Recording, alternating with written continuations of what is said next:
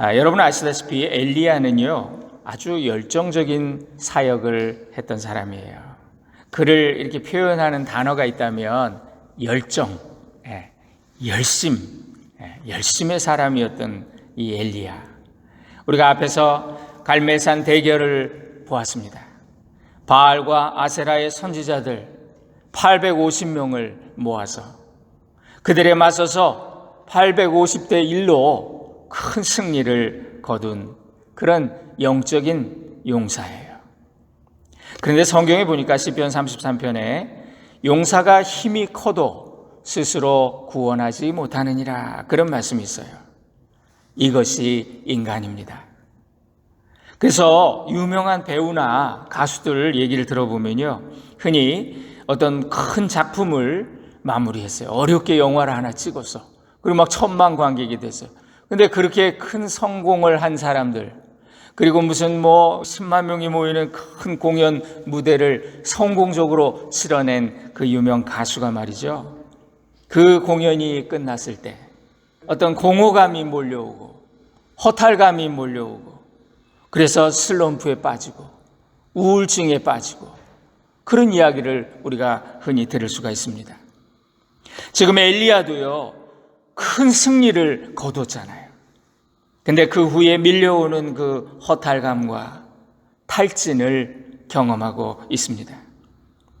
아합 왕이 일어난 모든 일들을 이세벨 왕비한테 가서 다 알렸어요. 여보 이러저러해서 말이야, 갈멜산 대결을 통해서 엘리야의 하나님이 불을 내리신 거야.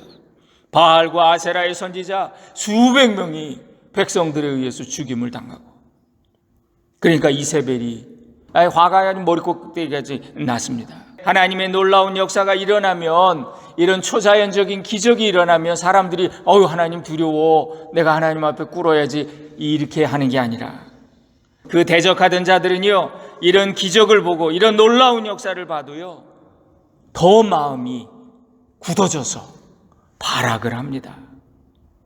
우리가 바로 왕을 보면 알 수 있어요. 10가지 재앙을 그가 다 당했습니다. 보통 사람 같으면 한 두서너 번 그 재앙을 보고 나면 말이죠, 야 하나님 무섭다, 야 항복해야 되겠다, 그리고 손을 들었을 거예요. 그런데 이 강팍한 바로 왕은 10가지 재앙을 다 겪고 말이죠, 마지막에 자식이 죽은 후에야 안 되겠다 이스라엘 너희 나가, 빨리 나가, 이러면서 풀어준 거예요. 그리고도 또 금세 후회를 하지요. 그래가지고 전차 부대를 급히 소집해가지고 그들을 추격해 왔는데, 여러분 결국 그 군대가 홍해에 다 수장이 됐어요. 여러분 이 모습을 보면요 인간이 이렇게 약하다는 거예요. 그리고 이렇게 악하다는 거예요. 하나님을 대적하면 그때는요 정신이 헷가닥 해가지고 어디 갈 때까지 가봅시다 이러고 하나님하고 싸움도 하고요. 이세벨은 자기 신들 앞에 맹세를 합니다. 내가 내일 이맘때까지 엘리야를 죽이지 못하면 신들이여 내게 벌을 내리소서, 그러는 거예요. 그러면서 24시간 안에 엘리야를 잡아 죽여라, 그런 특명을 내리게 됩니다. 엘리야가 두려움에 빠졌어요. 아무리 위대한 믿음의 사람도 이렇게 자기 혼자만 남았다고 느끼면 낙심하고 영적인 슬럼프에 빠지게 돼요. 엘리야는 영적으로 큰 승리를 거두었지만 실제로는 상황이 변한 게 아무것도 없어요. 오히려 목숨의 위협을, 수배령이 떨어져서 24시간 안에 엘리야 잡아 죽이래요. 이런 상황에서 엘리야는 낙심을 해요. 여기 3절에 보니까 엘리야가 이 형편을 보고 자기 생명을 위해 일어나 도망하여 그랬어요. 여러분 우리 인생에서 어려움이 올 때 그 형편과 상황을 보면 우리는 두려움과 낙심에 빠지게 됩니다. 방금 전에 있었던 큰 일도 다 잊어버려요. 무슨 일이 있었습니까? 엘리야가 갈멜산에서 큰 승리를 했잖아요.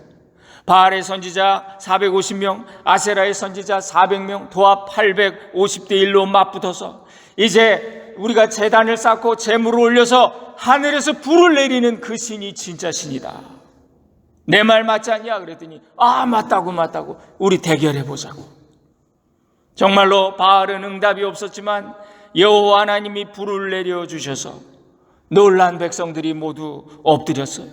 여호와 그는 하나님이시라고 소리 지르며 하나님의 살아계심을 보았습니다. 여러분, 이 정도면 이제 바알 숭배 세력들이 다 물러가고 말이죠, 여호와의 신앙이 회복될 줄 알았어요. 당연히 그렇게 기대를 했겠죠. 그런데 정반대로 악이 더 기세를 올리고 말이죠. 약이 오른 이세벨이 화가 나서 이제 기세등등하게 엘리야 잡아들여 24시간 줄 거야, 너희들 다 죽여버리겠어, 이러면서 말이죠, 믿음의 길은 순탄치가 않네요. 개혁은 쉬운 일이 아닙니다. 악한 자들은 실제로 바알을 믿은 거 아니에요. 이 사람들이 무슨 바알을 열심히 믿어서 이렇게 하는 게 아니야. 참 신이신 여호와 하나님을 적대시하니까. 하나님의 종이 영적인 대결에서 이겼다고? 이거 그냥 둘 수 없지. 오히려 하나님을 더 대항하는 거예요. 인간의 눈에 보기에는 여전히 악이 득세하고 활기를 치는 거예요. 왜 하나님 살아계시면 이런가? 왜 저런 사람들이 더 날뛰나? 엘리야는 그 길로 도망을 쳤습니다. 북쪽에서 활동했거든요. 아합 왕이 북왕국이잖아요. 근데 남유다까지 도망을 왔어요. 그리고 하루길 광야로 들어가서 사환한테도 따라오지 말라고, 내가 하나님하고 독대해야 되겠다고. 그러면서 광야에서 로뎀 나무 아래에 쓰러졌어요. 여기 4절에 보니까 한 로뎀 나무 아래에 앉아서 자기가 죽기를 원하여 이르되 여호와여 넉넉하오니 지금 내 생명을 거두시옵소서. 나는 내 조상보다 낫지 못하나이다. 공동번역에 보니까요, 이렇게 번역이 되어 있어요. 오 여호와여, 이제 다 끝났습니다. 저의 목숨을 거두어 주십시오. 저는 선조들보다 나을 것이 없는 못난 놈입니다. 이렇게 하나님 앞에 탄식을 해요. 하나님, 나는 패배자예요. 이제 자기 비하와 우울증에 사로잡힌 거예요. 하나님, 나는 죽고 싶어요. 하나님 앞에 하소연을 해요. 그때 하나님이 천사를 보내십니다. 그리고 엘리야를 만나주세요. 어루만져주세요. 천사가 와서 어루만져. 5절에 보니까 천사가 어루만지매. 여기 7절에 보니까 또다시 와서 어루만지며 그랬어요. 영어로 보니까 An angel touched him, 이렇게 되어 있어요. touch. 천사가 그를 터치했대요. 하나님은 곤히 잠든 엘리야를 걷어차면서 말이지, 야 임마 일어나, 임마 이 나약해 빠져가지고 말이야, 넌 내가 그렇게 큰 능력을 보여줬는데 이 뭐야 이게, 네가 이 꼴이 뭐야. 하나님이 이렇게 하시지 않아요. 혼내지 않으세요. 터치하시며 어루만지시며 넘어져 울고 있는 아이를 엄마가 안아주듯이 이렇게 다독여주는 거예요. 이 어루만진다는 말은요, 히브리어로 나가 그러는데요, 다독이다, 이렇게 안마하듯이 힘내 이러면서 주물러 주는 거를 이 나가라 그렇게 말합니다. 기운 차리라고 천사를 통해서 그를 주물러 주세요. 우리 애들 표현으로 이렇게 쓰담쓰담 하는 거 있어요. 천사의 안마를 받고 일어난 엘리야. 7절에 보니까 천사가 이르되 일어나 먹으라 그래요. 그의 옆에 보니까 떡과 물이 있었대요. 그걸 먹고 또 엘리야가 잠이 들었어요. 하나님은 그에게 두 번째 다시 천사를 보내셔서 어루만져 주세요. 7절에 여호와의 천사가 또 다시 와서 어루만지며. 여러분, 그렇게 이렇게 대단해 보이는 이 엘리야도 말이죠, 탈진했어요. 번아웃 된 거예요. 목숨이 위협을 받는 상황입니다. 여러분, 이런 상황에서 누구나 맥이 풀리고 주저앉을 수밖에 없어요. 그것이 우리 인생이잖아요. 엘리야는 지금 눈앞에 벌어지는 현실을 바라보면서 두 가지 사실을 깨달았어요. 첫째, 내가 최선을 다하고 하나님 앞에 열심히 특심이었는데 아무것도 변한 게 없구나. 그리고 또 하나, 나는 이제 홀로 남겨졌구나. 나 혼자서는 아무것도 할 수 없는데, 이런 생각을 한 거예요. 엘리야는 지금 자기가 혼자 남았다는 생각을 하게 됩니다. 갈멜산에서 우상 숭배자들과 대결할 때 그는 백성들에게 이렇게 말했어요. 여호와의 선지자는 나만 홀로 남았다. 그런데 바알의 선지자 450명이고 아세라 선지자 400명이고. 나중에 호렙산에서도 두 번이나 반복해서 하나님 앞에 이렇게 말합니다. 오직 저만 남았습니다. 이렇게 탄식하고 있어요. 아무도 없어. 내 옆에 아무도 없어. 나는 이제 혼자야. 최선을 다했지만 아무것도 달라진 것이 없다고 느꼈을 때 이 위대한 하나님의 사람도 깊은 절망과 슬럼프에 빠질 수밖에 없었던 거예요. 여러분, 우리 인생의 어두운 밤을 지날 때 우리는 지쳐 쓰러지고 넘어져 주저앉을 수밖에 없는 나약한 존재들이죠. 베드로를 보세요. 그는 예수님의 제자들 중에서 가장 용감하고 열심히 충만한 열정적인 사람이에요. 이 열심이라고 하는 말이 enthusiasm이잖아요. 엔테오스예요. In God. 하나님 안에 있는 것처럼 그렇게 그런 열심이 있었지만 이 베드로는 넘어졌어요. 실족했어요. 내가 주와 함께 죽는 자리까지 가겠습니다. 큰 소리 쳤다가 3번씩이나 주님을 모른다고 부인해요. 그것도 무슨 칼든 군인 앞에서 그런 게 아니에요. 어린 계집 아이 하나가 당신 예수하고 있는 거 나 봤다? 그랬더니 그게 두려워가지고 말이죠. 주님을 부인해요. 내가 오늘 밤 달구기 전에 내가 나를 3번 부인할 것이다. 주님 하신 말씀이 생각나서 땅을 치며 통곡해요. 나는 이거밖에 안 되는데 접시물에 고받고 죽어야 돼. 이러면서 정말 자기 자신에 대해서 철저히 절망한 거죠. 그리고 그 일 후에 베드로는 완전히 탈진해서 이제 나는 고향으로 내려가서 내가 무슨 제자야. 나는 그냥 고기잡이나 해야 되겠어. 업으로 돌아갔어요. 이런 베드로의 모습, 인간의 연약함을 적나라하게 보여줍니다. 하지만 그럼에도 불구하고 우리 인간에게 소망이 있는 것은 하나님이 이런 연약한 인간들을 찾아와서 만져주신다는, 터치해 주신다는 거예요. 베드로도 주님의 터치를 통해 회복되었습니다. 내가 나를 사랑하느냐? 베드로야, 내가 나를 사랑하느냐? 3번이나 물으시며 확인해 주시고 그의 속에 있는 그 죄책감과 상처를 치료해 주셨어요. 주님이 베드로를 만져주셨어요. 하나님은 우리를 어루만져 주시는 분이십니다. 엘리야를 어루만져 주신 하나님, 이런 하나님의 터치, 하나님의 만지심, 여기는 의미가 있어요. 2가지 의미가 있어요. 만져주신다는 것은요, 상황을 바꿔주고 새 힘을 주신다는 거예요. 여러분, 우리가 신의 한 수 이런 말이 있어요.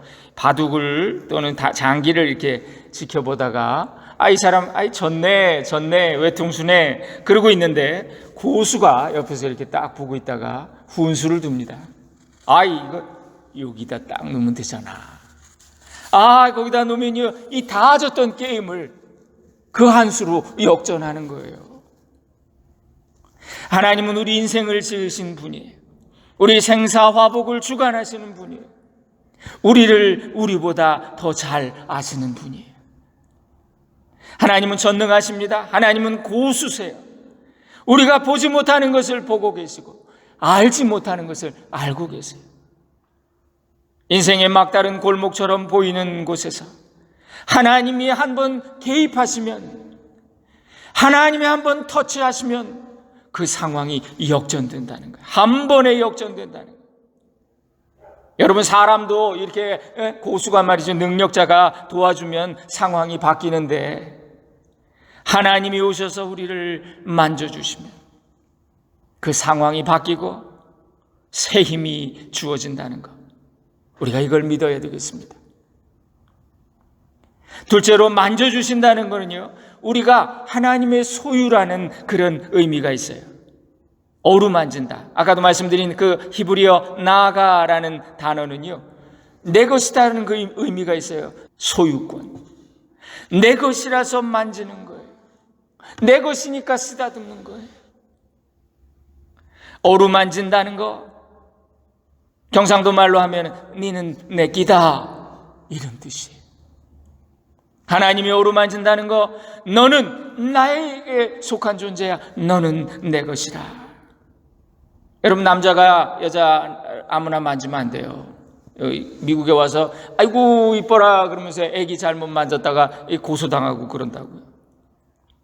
내 아내니까, 사랑하는 내 딸이니까 쓰다듬고 만져주고, 이 주님의 만지심에는 너는 내 사랑하는 자녀다, 이런 메시지가 담겨져 있어요. 여기 하나님은 천사를 통해 낭망하고 넘어진 엘리야를 어루만지시며 눈물을 닦아주시며, 너는 내 사랑하는 아들이야, 힘내. 엘리야가 떡과 물을 먹고 마신 후에 다시 누워서 이것저것 생각해보지 않았겠습니까? 계속 힘들어서 잤던 것 같아요. 그러면서 하나님의 뜨거운 사랑이 너무나 감사하고 감격이 됐어요. 아마도 여호와여 이제 넉넉하오니 내 생명을 취하소서 했던, 그렇게 투정했던 걸 회개했을 거예요. 이세벨이 무서워서 도망해가지고 하루 종일 뛰어왔으니 얼마나 힘들고 피곤했을까. 그런데 하나님이 어루만져 주시고 그를 먹여주시고 또 안마해 주시고 모든 피곤함이 말끔히 사라졌어요. 우리도 지금까지 어떤 힘든 일 때문에 지쳐서 낭망했었다면, 이제 하나님의 그 사랑스러운 손길이 우리를 어루만지시고 우리에게 새 힘과 새 용기를 주시기를 축원합니다. 가족은요, 서로 힘들 때 어루만져주는 관계지요. 남편과 아내가 또 부모와 자식이 서로 힘들 때 이처럼 어루만져 줍니다. 그런데 마귀는요, 힘들 때 우리의 완악함을 이용하고 우리의 그 나쁜 생각을 부추겨서 사랑하는 사람, 가까운 사람이 오히려 상대방의 속을 긁어놓게 그렇게 만들어요. 힘들 때 필요한 거 교훈이나 책망이 아닙니다. 이해와 위로지요. 근데 하나님이 이걸 해주신다는 거예요. 하나님은 엘리야를 위로하고 받아주세요. 천사가 그를 어루만지며 그에게 이르되 일어나서 먹으라 하는지라. 6절에 보니까 본즉 머리맡에 숯불에 구운 떡과 한 병 물이 있더라. 이에 먹고 마시고, 이걸 먹고 다시 엘리야가 곤히 잠들었어요. 한참 후에 천사가 또 다시 엘리야를 깨우며 다시 먹을 걸 주었습니다. 주님은 엘리야의 육적인 어려움을 먼저 위로해 주신 거지요. 그래서 요한복음 21장에 부활하신 예수님이 제자들 만나 주시는데요, 이제 새벽녘에 이렇게 밤새 그물질을 하고 있는, 근데 아무도 못 잡았어. 그래서 얘들아 너희에게 고기가 있느냐 이렇게 물으셔요. 없습니다. 아유 안 잡혀요. 예수님인 줄도 모르고. 배 오른편에 그물을 던져라. 그리하면 잡힐 것이다. 이에 던졌더니 물고기가 많아 심이 많아 그물을 들 수 없더라. 그때 제자들이 주님이시다, 예수님이야 이렇게 말해요. 그런데 예수님이 그 기슭에서 어떻게 하셨습니까? 숯불을 피워놓고, 야 생선 몇 마리 가져와라. 내가 떡도 좀 준비했다. 그러면서 그거 구워가지고 예수님 제자들에게 뭐라 그러십니까? 요한복음 21장 12절이에요. 와서 조반을 먹으라. 제가 어릴 때 아련한 기억이 있어요. 그때 제가 뭔지 잘 모르겠는데 뭐 큰 잘못을 했어. 나 집에 가면 이제 죽었다. 우리 엄마 이거 다 소식 다 들었을 텐데 막 이러면서 갔는데 아예 엄마가 아무 말도 하지 않으시고요. 이렇게 보시더니 너 배고프지? 밥 먹어. 그러시는 거예요. 눈물이 핑 도는 거예요.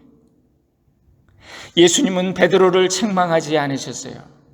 야인 베드로야, 너 진짜 인간적으로 너 그럴 수 있냐? 내가 다른 놈들은 그래도 너는 안 그래야지. 이렇게 말씀하시지 않았어요. 그저 와서 조반을 먹어라. 다들 밤새 일하느라 배고프지? 우리 아침 먹자. 내가 준비했어. 먼저 그들에게 필요한 것을 채워주시고 위로와 은혜를 주셨을 때 제자들은 새 힘을 얻고 회복됐어요. 변화됐어요. 오늘도 하나님은 우리를 찾아오십니다. 하늘의 보좌를 버리고 인간을 찾아오신 주님. 찾아오셔서 터치해 주시는 주님. 성경에 보니까 예수님이 사람들을 만져주시는 장면이 있어요. 마태복음 8장에 보니까 예수님은 베드로의 병든 장모의 손을 만져주셨다. 예수께서 베드로의 집에 들어가사 그의 장모가 열병으로 앓아 누운 것을 보시고 그의 손을 만지시니 열병이 떠나가고 여인이 일어나 예수께 수종들더라. 마태복음 20장에 보니까 예수님이 여리고의 맹인 두 사람 그들을 만나 주셨어요. 주여 우리를 불쌍히 여기소서 다윗의 자손이여 하니 예수께서 불쌍히 여기사 그들의 눈을 만지시니 곧 보게 되어 그들이 예수를 따르니라.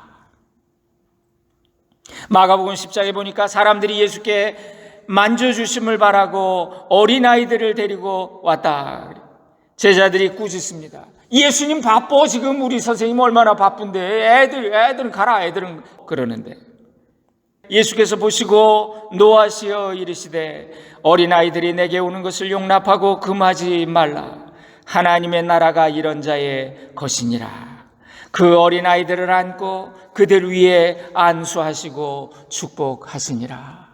그 자녀들을 만져주시고 안수하며 축복하셨다. 누가복음 22장에 보니까 예수님이 잡혀가실 때 제자 중 하나 베드로가 칼을 휘둘렀어요. 그래서 대제사장의 종을 쳐서 그 오른쪽 귀를 떨어뜨렸다.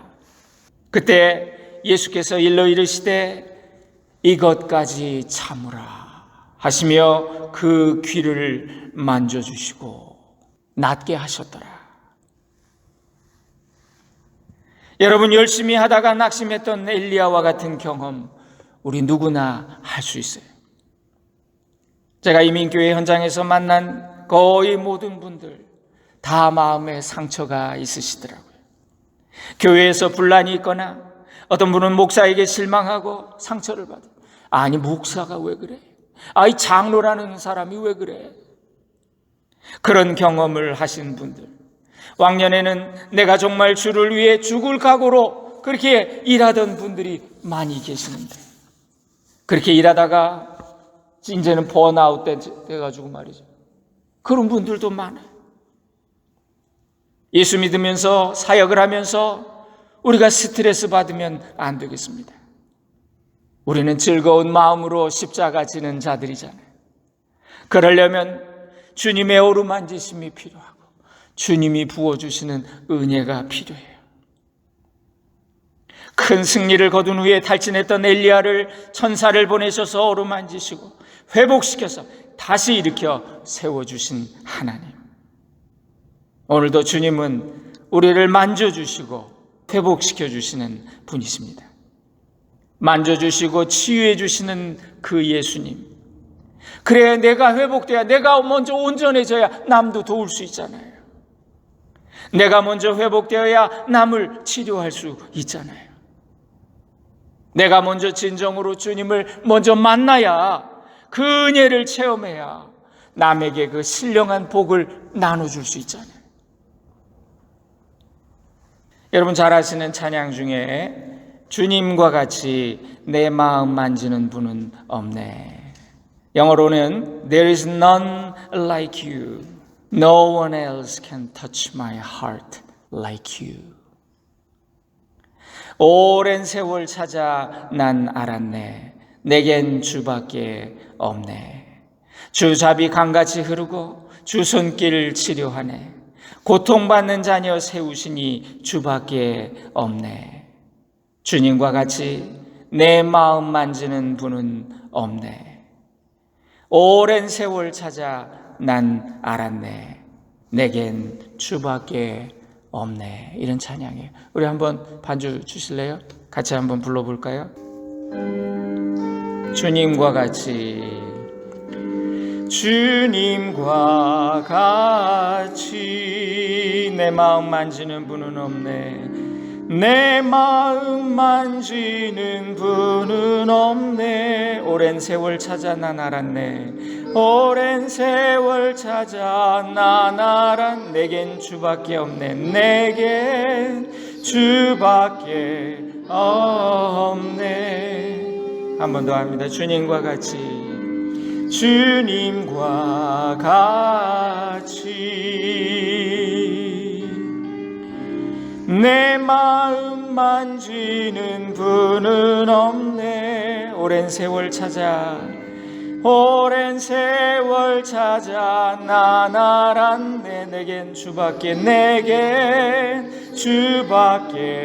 없네. 주잡이 강같이 흐르고 주잡이 강같이 흐르고 주 손길 치료하네. 주 손길 치료하네.